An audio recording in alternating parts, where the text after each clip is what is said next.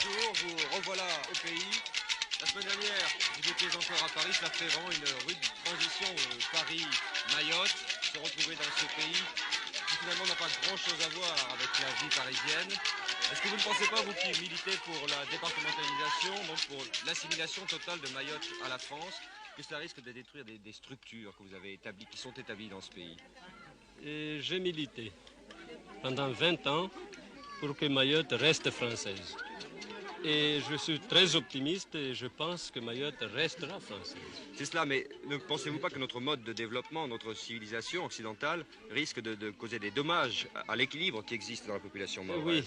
Oui, je comprends très bien. Et c'est pourquoi, à l'époque, je crois en 1976, j'avais estimé qu'il nous fallait non pas 3 ans d'essai, mais 5, pour que les Mahorais puissent voir comment fonctionne un département.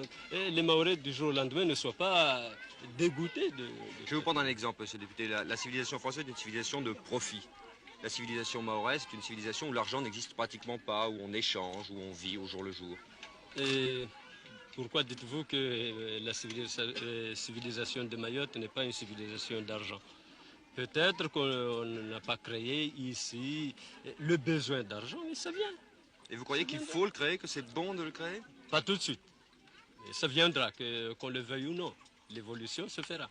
Et vous ne croyez pas que ça va causer des dommages à la société, à Si l'équilibre? tout va doucement, bien calculé, en harmonie aussi bien avec les responsables métropolitains que les élus locaux, et les Mahorais, si les Mahorais participent pleinement, tout pourra réussir.